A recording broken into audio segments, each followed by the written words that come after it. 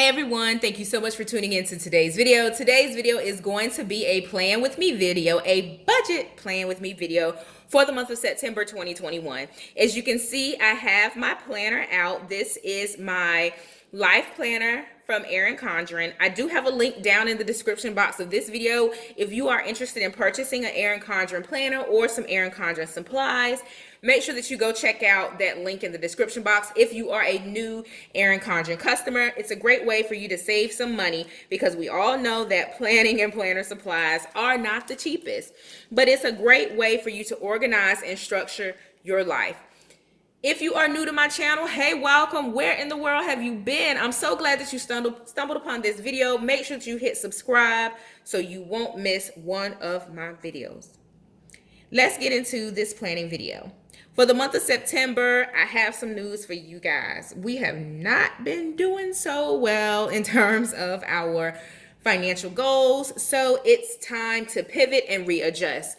One of the things that I really advocate and encourage you to do when you notice that you are not on track to achieving one of your goals, make sure that you take the time to reevaluate, reassess, and recast those goals. There's nothing worse than going down a path thinking that you are doing something when you're really not. It's important to go ahead and just level set yourself again and reset your goals. I am going to be using my budget sticker book. Y'all have seen this a million times over. You will probably continue to see this a million times over just because I want to use what I have before I purchase any other stickers. So this will be the sticker book that I will be using.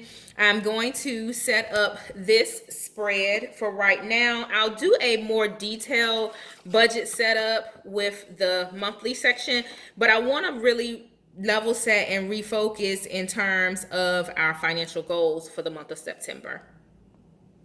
The first thing that I'm accounting for are our 3 savings accounts that need to be replenished. We had some home items that we needed to take care of, and then we are also going ahead and decorating or redecorating our kids' room. So there's some things that we're trying to earmark for that, but hopefully over the course of September we will be able to replenish some of our savings. So the goal is $250 per each account. They are different accounts with different interest rates for different purposes.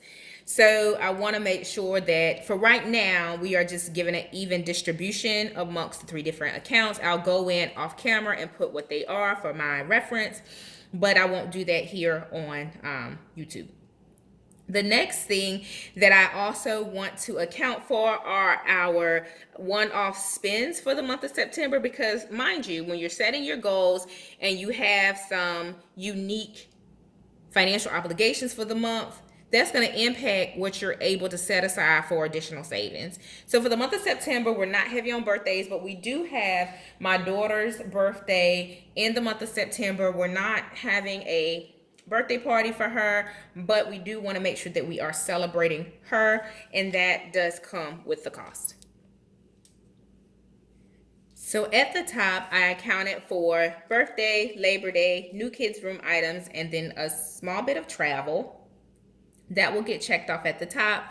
In this section here, I want to focus on some items that we need to reduce in terms of our spending, and I want to track it better.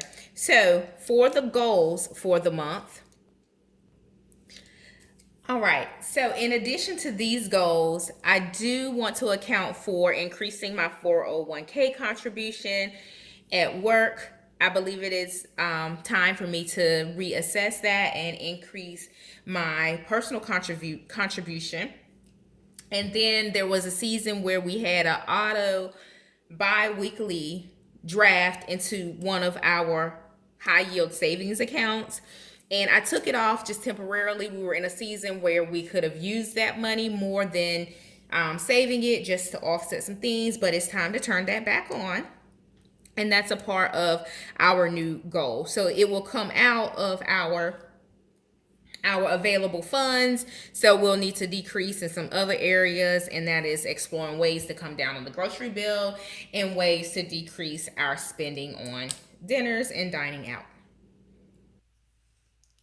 In this section, I am going to track our paydays because once I change my 401k, then my check that hits the bank, or the amount of my check that hits the bank, will naturally decrease because more money will be going out to my 401k. So I just want to keep a pulse of what that new dollar amount will be, and I'll start to capture it here.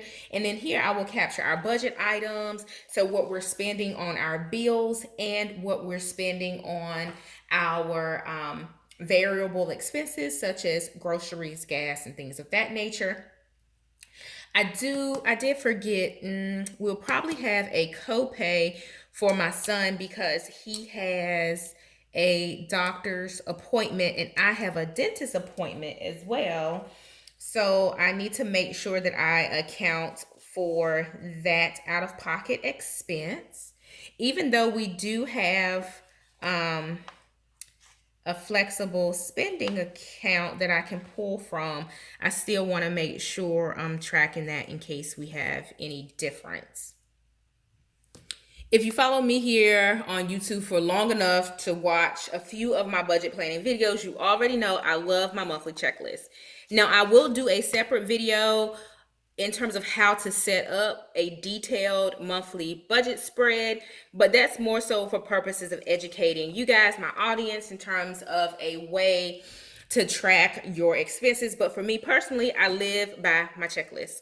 So the checklist is a way for me to make sure my bills that are not on auto draft are getting paid, and then it's a way for me to track any increases to bills such as my energy bill or my electric bill, water bill, etc. Because sometimes these kids leave that water on, and I can tell based on the water bill. So anyway, I love my checklist. It is a great method. So I'll just quickly go through and write down our expenses. We do have a new line to add back into our monthly budget, and that is child care. Yes, my friends, child care is back in terms of our budget line item, and it is a big one, y'all. With the pandemic, it was kind of a bit of a blessing in disguise because we didn't have to pay for childcare during the past season, but now we're in a place where we're going to give it a try and see how things go for right now. But it is a new budget item that we have to account for. If we didn't have childcare, I guarantee you guys that the savings catch up would have been a lot more than what it is right now. But I thank God that we will have some wiggle room in our budget to meet this savings goal for the month. Whew, y'all, this is a long list of items. But once again, I'm very thankful, very blessed that we have the means to live and to be able to pay for these things, because at the end of the day, they are just things. It is probably about time for us once again to reevaluate some of our bills to see if we can get put onto a promo, or to reevaluate our insurance to see if we can get maybe a lower premium and things of that nature, just to help offset the preschool or the child care expense that's new. Any opportunity where we can come down on some of the expenses is probably a good time for us to do that. Now, I will say I am a business owner, and there will be, I think, maybe one or two business expenses that I need to account for. And I do have to get to a place probably next month where I create a completely separate way to track, right? So Canva is used for my business. Adobe. No, Adobo is the spice, but you know what I'm saying. That is used for my business, but it's something that I pay for out of pocket, even though it is for business. So I need to start transitioning some of those smaller, very small, like infinitesimally small what I pay to use those services, but I do need to go ahead and transition them from being tracked in our personal budget to being tracked in a business budget, just so there is a clear distinction between the two. Now, granted, if I continue to pay for that out of my personal expenses, then once again, it becomes more so a household slash personal expense and not something that I associate with the business, even though I use the benefits of it. So hopefully that makes sense. I typically don't do that. I do not advocate for that with my coaching clients or consulting clients. So, kind of a slap on the back of the hand for me to make sure I go ahead and take care of that. So yeah, so that's my checklist. I will go in and put the dates down. I'm not going to bore you guys with that on camera. As I pay them, I do check them off over here. So it's kind of the date and then the amount, and then I check them off as I pay them, and then I manage it that way. So those are our new goals for the month of September. That's our to-dos for the month of September. These are our stretch goals for the month of September to bring down the grocery bill and to bring down the dining out spend.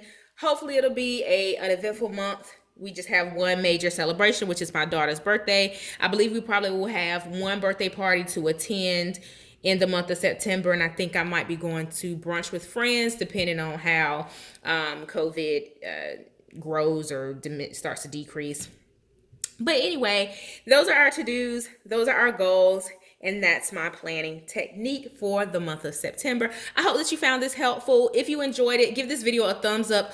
Also hit subscribe. I would love to welcome you to my YouTube family. Until the next video, happy planning, guys.